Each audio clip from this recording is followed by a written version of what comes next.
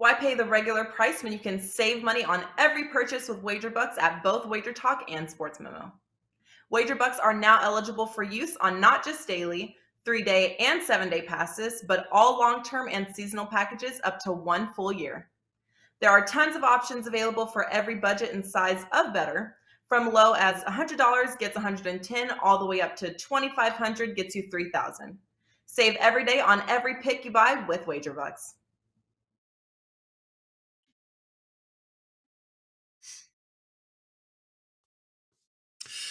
Good morning, guys, and welcome in right here to WagerTalk TV for another episode of Puck Time. I am with Carmine, Bianco, and Bryan Leonard once again, and I want to thank him for filling in for Lawrence Pressman on yesterday's show. I believe it was a great show, lots of great comments, lots of likes, and lots of views on that video, so always nice to have Bryan on the show.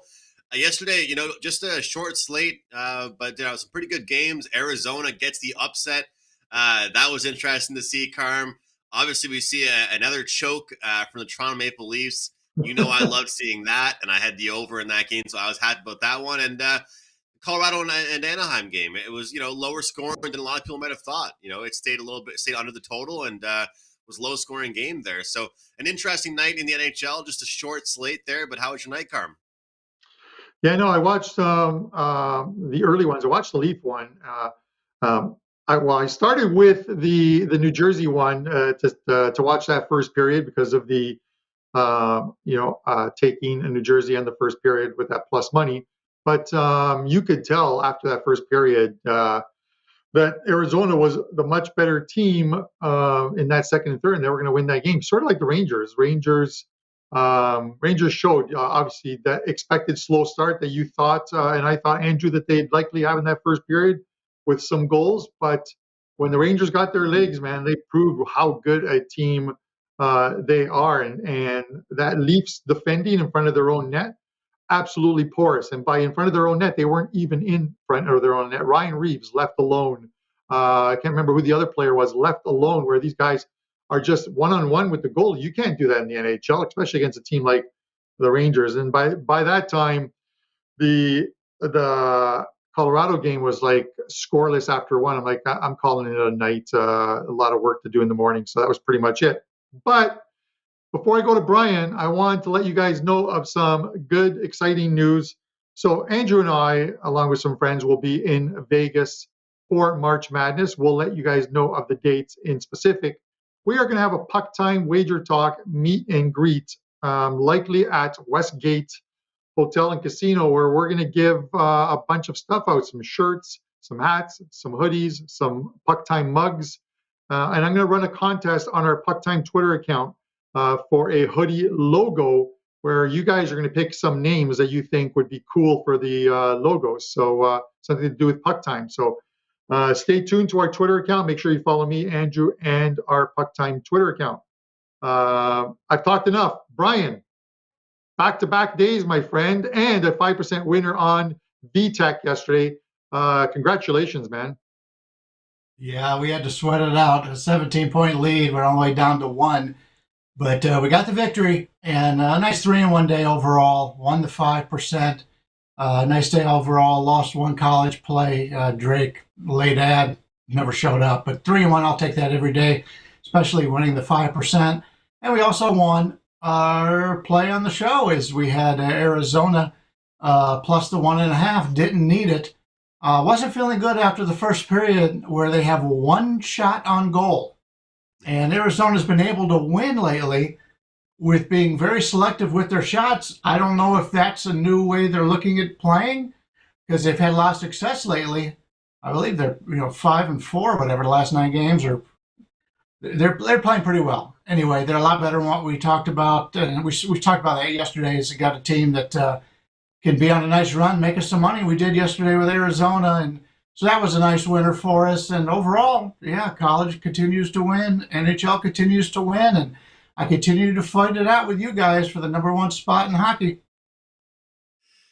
Well, just regards to that, it is actually unbelievable, Bryan. I'm looking, every couple days at the standings there, and it's just constantly moving. I mean, if you earn 3%, all of a sudden you're bumped up like 3 spots in the NHL rankings right now. It is a really, really tight race.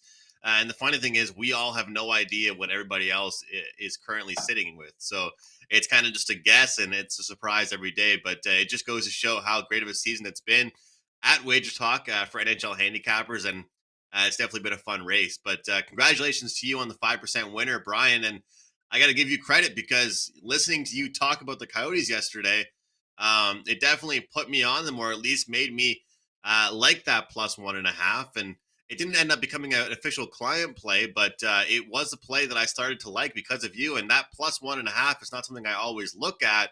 But in that game in particular, against the Devils team with some injuries, it turned out to be a good play. But man, what was it? Like you said, one shot in the first period. I couldn't believe that. And, the goaltending has been great, though. We have to say the goaltending has been great for Arizona. And I'm sure they don't want to continue to give up like 40, 45 shots a game. But hey, for right now, whatever's working is working for them. In regards to the meet and greet, I just wanted to say I really look forward to it. We're trying to do our best to plan it out. We have a shop we're also planning on building for some merchandise for Puck Time. Nothing too pricey, guys, just some shirts and mugs, and maybe some golf shirts for the summer. But we look forward to meeting all of you guys in Vegas, all of you guys that are going to be there for March Madness, or if you live in Vegas, make sure you come out and hang out with us. The three of us will be there and hopefully look forward to chatting with all of you guys. But we have some games to discuss today. It's the Washington Capitals and the Boston Bruins, the Panthers, Oilers. We're talking the Jets and Predators. And unfortunately, we have to break down another Canadiens game, the Canadiens at the Golden Knights. The first game we're going to discuss, let's talk some Capitals and Bruins, guys. The Bruins are -180. Washington on the road, +150. Totals at 5.5 here. I'll start with you, Carm. Boston obviously off that loss against the Carolina Hurricanes at TD Garden, and not really a great opportunity to bounce back against a really strong Washington Capitals team. What do you expect in this game? Yeah, I had Washington in that game at home against the Bruins, and they got off to a great start. They're up 2-0. They're completely outplaying the Bruins, who looked like they weren't in the game at all. They just looked like they hadn't shown up. And then we saw the Capitals take some stupid penalties. I think they sliced open was it Bergeron's nose, I think. And Marchand. Marchand. And there was some 5-on-3s, and you can't give the Bruins power play those 5-on-3s.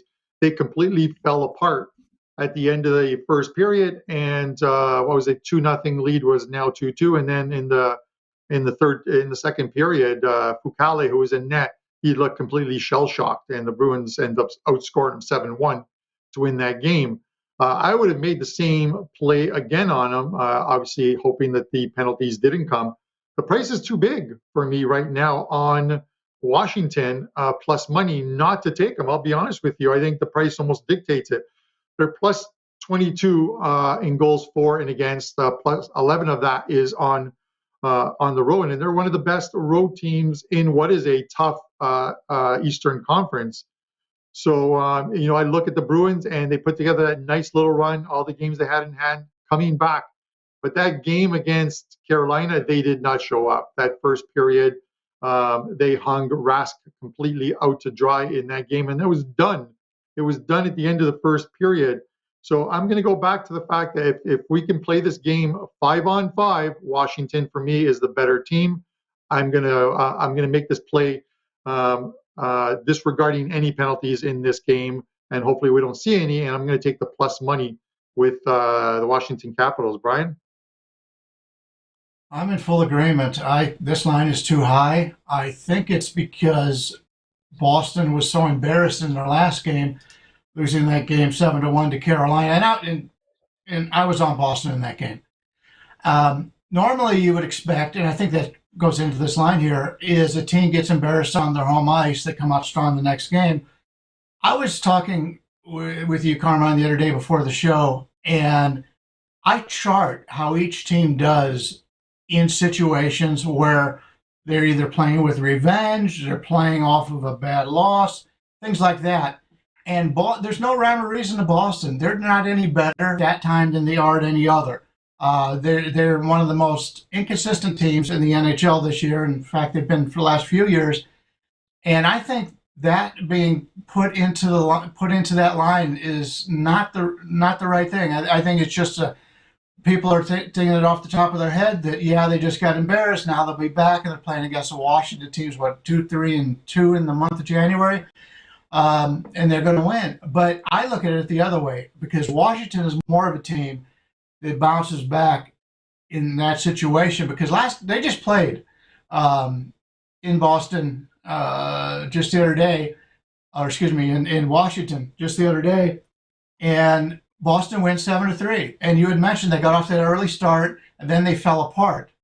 After that game, they had 4 days to stew over the way they played in that game, and then they came back and went on the road against the Islanders 2-0. I expect that again here for Washington off that embarrassing 4-goal loss to Boston last time they played them. I think it's the first time they've been to Boston this season. And I just don't trust Boston in this price range. I mean, we've talked all season long about the expected goals should be better for Boston, and they have been on this latest run. But you've got a team at 8-2 in Boston that really hasn't been overly impressive. And so I agree. This line has gone up about 10-15 cents overnight. Washington's the way I'm looking to in this game. You get a quality team that outscored them by 8 goals on the season. You mentioned the plus 22 and the plus 14, and you're getting them here off of an embarrassing loss last time they played them, and you're getting them at a plus 150, 155, 160 price. Got to go with Washington. Brian, you make a lot of good points, and especially the one of being embarrassed on your home ice, and and with that, you look at a team like the Florida Panthers, and we're talking about good teams being embarrassed on home ice as opposed to bad teams. But you look at the Florida Panthers, and we all remember 8-2 they lost at home to the Ottawa Senators, and you would think, well, they're going to come out with a great performance 2 nights later, and they threw in another stinker against the LA Kings. So it does happen. I think sometimes the overreaction of people, they've got to be better this time out. It's an angle you can look at, but it's not one that I think proves profitable because very good teams will lose multiple games in a row. We've seen Tampa on a losing streak, Florida on a losing streak, and Carolina. So with that said, those are my thoughts, at least on that. Andrew? Well, I just wanted to touch really quick on the goaltending situation right now with the Boston Bruins because, Tuukka Rask was in net, obviously, for that Carolina Hurricanes game. And that was his second start in the NHL this year. Obviously didn't go too well, but the defense wasn't great for him either. Linus Ullmark has been confirmed tonight. We do this show at 11 a.m. Eastern time, which is a time where sometimes we have goaltenders confirmed. And as you guys know, sometimes we have them, they're predicting they're going to be in net and all that kind of stuff. To me, it's very interesting with this Bruins team now because Ullmark has had a great season. And there was an outpouring with Bruins fans, Bruins media, Bruins writers, and even the sports betting community wondering why the Bruins paid Ullmark the money they paid him, knowing that Rask was going to come back, guys, and they're going to get him on a $1 million deal. And now you've got Ullmark soaking up about $5.5 million.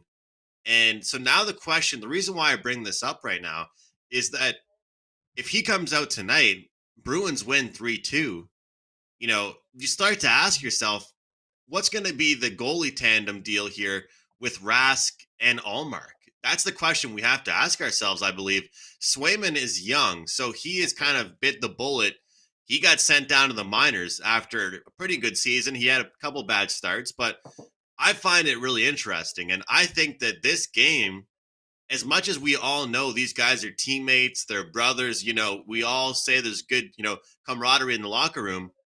After that 7-1 loss, if Ullmark comes out and puts forward a good effort tonight, then he's like, hey, don't forget about me. Your guy's back in Rask, but I'm still here. But if he doesn't and the Washington Capitals get going, I think we might have a situation in Boston where it's going to get real confusing for the coaching staff to try and name their starting goaltender every single night. And I'm not trying to be one of those headline people and look for something to kind of grab at, but I really think that you, as a team, you need to know who your number one guy is. You need to know who that guy is, number one. It's okay to have a 1A, 1B, but you have to know who number one is, And with the Washington Capitals right now, guys, the biggest problem with them, if you look at it statistically, is that they're really having a lot of problems, getting other guys besides the Ovechkin line to get their shot count up. If you're a prop better and you can get a decent price on under for some of these other guys on the Washington Capitals deep into the roster, take a look at their shots under. Take a look at their points under. Right now, this game, Carmine mentioned the power plays. It's going to be a huge game for either power play if they get an opportunity. These top lines are going to show out. If you're betting props on this game, I definitely would say this might not be a game to reach into the bargain bin. This is a game where the superstars are going to show out. Brad Marchand has a point in 10 of his last 12 games. And I believe in 9 of those games, guys, he has a multi-point game. So if your book does offer the over 2+ points, I believe that could be a good option as well. Him and Pasternak have done very, very well. But that Ovechkin line is rolling. So I want to get your guys' thoughts real quick, if you guys have anything on this situation. Because, Carm, do you think it's worrisome here? Because, the more I thought about it this morning, I was looking at it, I saw Allmark was projected to start, or he's confirmed. And I talked to a Bruins reporter a lot of the time, every day. We used to work together, and we still do, talking hockey, and Jimmy Murphy. And he said to me, look, the fans love Rask, but they're going to be quick to turn on him too. What do you think they'll do with the goaltending situation? Well, they can't be too thrilled. Right now about that game he played last time. I get that Carolina is a good team. You look at Rask isn't a starter for me anymore. He's a number 2 goalie. I hate to say it. Allmark's been good this season. This is a guy, Allmark, 13 wins, a 2.52 goals against average. Even his save percentage is pretty good. It's where it should be at in that 920 range at 917. He's played well. He was a good goalie when he played for the Sabres, but he had no team in front of him. This switch up, I'm just not convinced on it. And guys like you said, like Swayman, we're seeing a lot of goalies we thought we'd have good seasons, not have good seasons. Spencer Knight in Florida. You have to stick with Allmark because if you were to stick, let's put it this way, if Rask was in net tonight and he gets lit up again, he's pretty much done in front of his fans. There's something there, Andrew. Right. Stick with Allmark. I think sticking with Allmark's the right move. Brian, any thoughts on this? No, nothing specifically on Boston, but I do know when you're looking at NHL goalies, there's only a few that are excellent each and every year.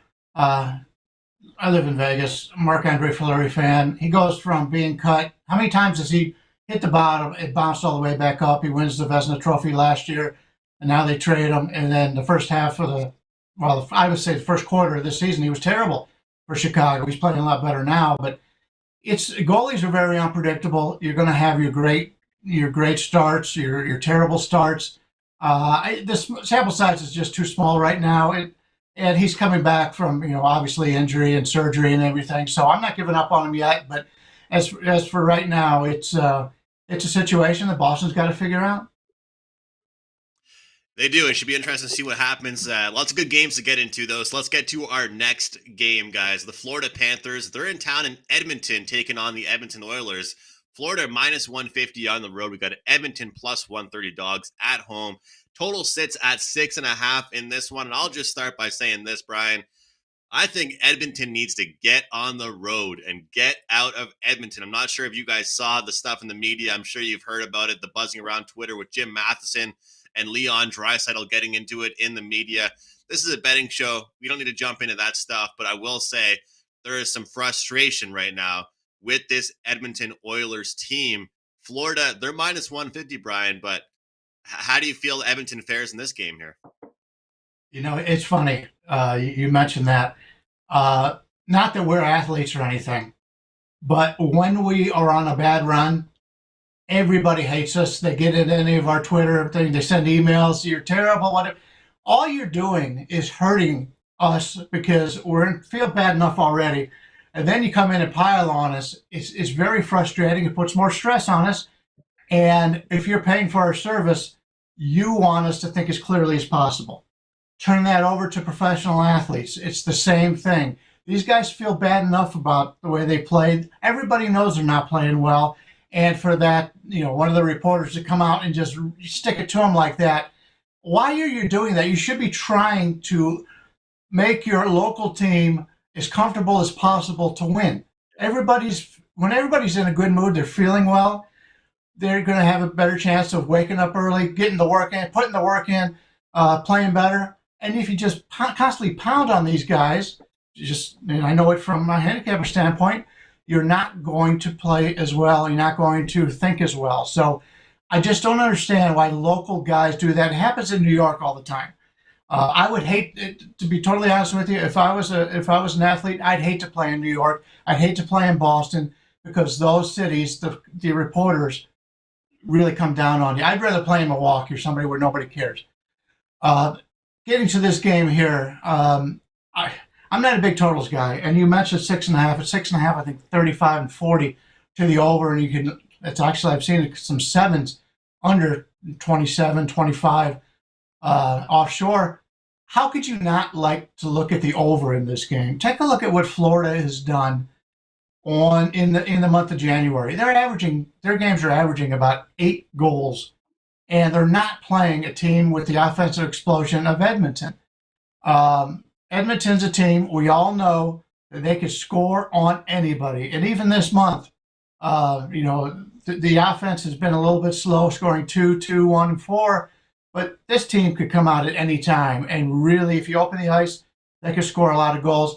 Florida is a team that I don't want to lay the number with on the road. Their home road dichotomy is the biggest in the NHL. You can't beat them at home. They dominate at home. On the road, they're a different team. They just lost to Calgary the other day, 5-1. It was a game we talked about on this show. And now you're looking at an Edmonton team who has played one game since January 6th, and that was that loss to Ottawa, 6-4 at home. So you've got a team that hasn't been on the ice, and we already know by looking at these teams coming out of COVID situations, a lot of high-scoring games. So we've got a situation where they haven't played in a long time. Their offense has been struggling. That's been what they've been working on in practice. Going against a Florida team who's averaging 8 goals for and against, and no matter who they play in the month of January, the line is high. But I like the over in this game. There's still some 6.5s here in Vegas.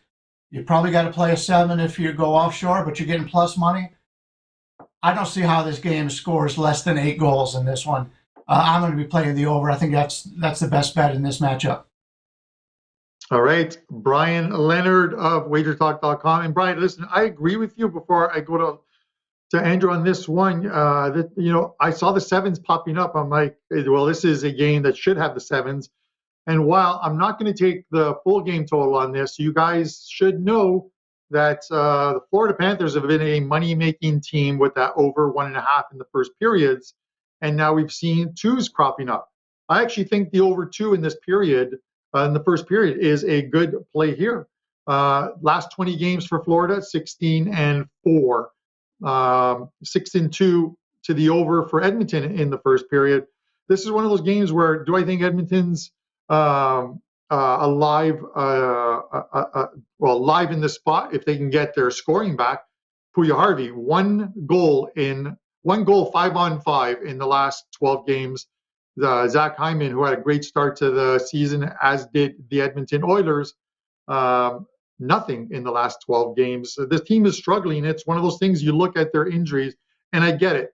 There's not some big name guys on there, but there's people that are important parts of the team. And anytime your team has to fight through these injuries, you end up struggling. And that's what this Edmonton team is doing. I wouldn't want to head to the road if I was them. I'd want to be there with the media because you've already hit the road and you lost, I think, their last 5 games on the road. They need to face up to their fans and the media and just play better on the ice. This is an Edmonton team with a wealth of talent, and they're not playing well right now. But this is also a Florida team that struggles on the road. So I think we're going to see some goals in this game, and I wouldn't put past the Oilers winning this one. Andrew, you've got some props on this game, I have to think. Well, there's one I wanted to look at, Carm, and it's Sam Bennett to score a goal for the Florida Panthers. He's listed as plus 190 to score a goal, guys. He has a goal in 4 of his last 5 games. He actually has 7 goals in his last 5 games, and yet we're getting a plus 190 with him to score a goal tonight in a game that all 3 of us expect to see some goals here. You know, we got a guy like McDavid. He's plus 105. Yeah, sure, I expect him to do something tonight. But in this game in particular, I talk about the bargain bin, quote for quote, you know, looking for these better plus prices. You can get better prices like Sam Bennett at plus 190. You shop around, you can get guys in the, you know, deeper end of the depth chart for the Florida Panthers to score a goal, upwards of, you know, plus 220, plus 230. This might be a good night for it. But if you're looking at the Edmonton Oilers, I would just forget about the goal props here, guys, and just continue to take a look at these shots on goal props with Connor McDavid plus money over 4.5 shots. Leon Draisaitl over 3.5 shots. Looking at Yamamoto over 2.5 shots. I mean, as you said, Carm, it's just a few guys doing everything for this team. And all the stats really tell me that we can't ignore it with some of those shots on goal props. And the best part about the shots on goal props, guys, obviously, you don't need a goal. You could have a guy get 6 shots on goal and not score. Your goal prop loses, but the shots on goal prop cashes in for you. And as we know, all the money spends the same. Doesn't matter what type of bet you are on. And all my prop guys like Mid-Major Matt and Andy Lang, they'll tell you the exact same thing with these props. Sometimes you can find some great value with the props. So just an idea there with those. Carm, any thoughts on that? Yeah, the one thing is, if you're an Edmonton fan and you're a Connor McDavid fan, this is the one team that he has the highest points per game average against in the NHL this season. 7 times facing Florida, 5 goals, 9 assists. He's averaging 2 points per game when facing this Florida team. So maybe some McDavid props there, Andrew. I wouldn't mind it. I wouldn't mind it. You know, we talk about it on the show, and it all started last week with Prez when we talked about a guy like Matthews at like minus 110, Carm. What does he do? He scores a goal. With players like them that are so special, I have no problem looking at a plus 100 with a guy like McDavid to get it done. And most books now can get over 1.5 points and stuff like that at a plus money price. We got some more games to get into. Let's not waste any more time. Let's talk about our next game here. It's going to be a good one, I think, with Winnipeg and Nashville. We got Nashville minus 145 at home. Total's 5.5. We got Winnipeg at plus 125 as road underdogs here. Nashville coming off that loss as favorites, Carm, against the Vancouver Canucks. Winnipeg here, look, they've been involved in some higher scoring games than I really expected them to be in. I'm not so sure if that's the recipe for success for the Winnipeg Jets, and those are the type of games they want to be involved in. But I'll be completely real. I want to hear what you guys had to say about this one, because it sounds to me that I've just been too down on Nashville. I had a public service announcement saying, hey, I apologize to Nashville, and then I bet against them again with Vancouver, and that cashes in. So is this a spot here, Carm, to look towards the plus money, or does Nashville bounce back? I think it's a spot to look at the plus money. Nashville might, I don't want to stamp them with the sell team right now, but they're not playing very well right now. But that also happens when you have such a good run like they did. Over 16 games, they won 13 of them. They won a lot of games that they probably shouldn't have won. And then they come home and they lay an absolute egg against the Buffalo Sabres, but I've played 3 pretty good teams in St. Louis, Boston, and Vancouver, who, after the coaching change, have played extremely well. And you look at Winnipeg's the same in that same kind of scenario, in the sense of Paul Maurice walked away from this team. He resigned as the coach has said, they weren't listening to me. There's nothing else I can do to make this team any better. Lowry comes in and they're 3-1-1 or 4-2-1 since he's come. And this road trip hasn't been a bad one. It's game 6 of an 8-game trip, and they're already 3-1-1 in this trip and picking up points. So a lot of talent on this Jets team. A very good goalie, 2 very good goalies. I'm going to take the plus money here. What are your thoughts, Brian? I'm afraid I have to disagree with you on this one, Carmine. It's rare that any of us disagree with each other, because we seem to be on the same side in a lot. But I don't want any part of Winnipeg here. When was the last time they played a home game? Last year, and we're talking January 20th. This is their 6th of 8 games straight on the road. As Marco D'Angelo would say, I think they come in this game fat and sassy. 3-1-1, or as you pointed out so far on this trip. They did lose last time out in overtime to Washington. I have had the chance to see both these teams in the last 3 weeks in person here in Las Vegas, and they were both impressive. Now, Vegas isn't playing well, but both these teams really impressed me. They're both teams I'm looking to bet on if I get the chance. But Winnipeg, terrible road trip here. Haven't played at home since last year. And if you take a look at what these teams have done on the season from an expected goal standpoint, Nashville's about 0.2 goals better on a 5-on-5. So you're getting them at home, you're getting the little bit better team, and you're getting a team in Nashville who has lost 4 straight games, including an embarrassing loss to Buffalo at home. The other teams they play Boston, St. Louis, and Vancouver. 3 really good teams. I think this is a must-win game for Nashville. You always like to pick your spots in the NBA and in the NHL. I think this is a nice spot for them.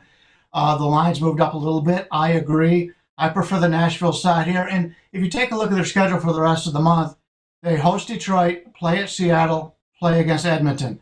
A win here, they could have a nice 4-game winning streak heading to February. I like the spot here for Nashville. Yes, if you just look at the way they played lately, obviously, you would want to look at the Winnipeg side, but I think Nashville's a better team. I believe more in Nashville, and the spot, to me, screams Nashville. I like to lay the points in this one. All right, we're head and head. I like this. I like this idea. I like a show, and I've said it before, I like a show. It's usually me disagreeing with Andrew right off the top of the show about something, but I love the fact that we have differing opinions on the games. What makes it best, because if we all agree on one play, Joe, our producer, is betting the other side. The consensus play never wins. But with that said, Andrew, we still have another game on the schedule here. Brian, just be happy you don't have a really blurry background with a bunch of different colors, because that really grinds Carmine's gears. So that's probably why he always agrees and we're on the same page, because we all have some good backgrounds going on. Shout out to Buster. Let's get into our last game. Montreal and Vegas. Vegas are at home. They're minus 370 favorites. Montreal plus 295. But they're off that big win, and I'm fired up about it. I don't really have much to be excited about as a Montreal Canadiens fan recently. I'm not really a kind of fan to like to tank and cheer for my team to lose for draft picks, but that kind of surprised me.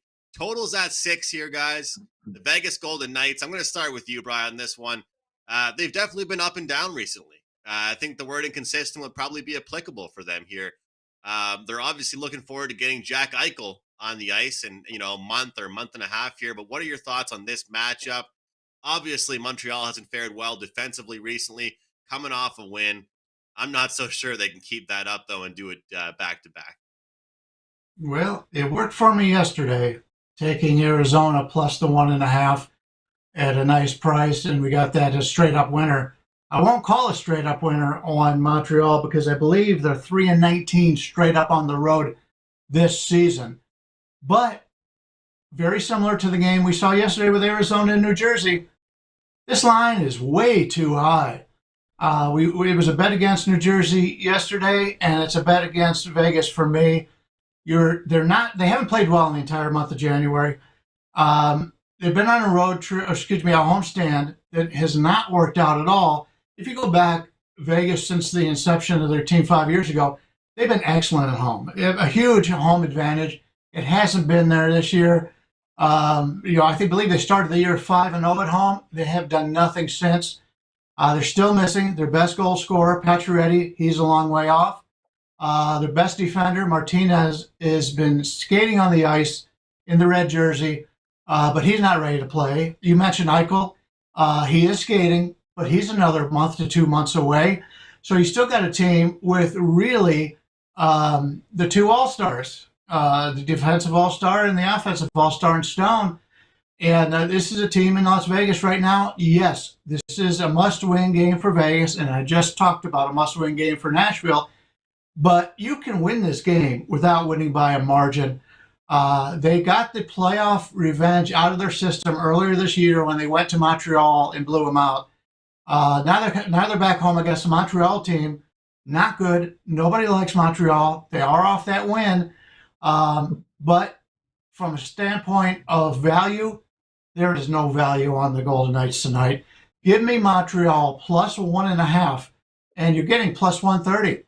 How often do we get 1.5 goals in a sport where you normally score 5 or 6 and get plus money?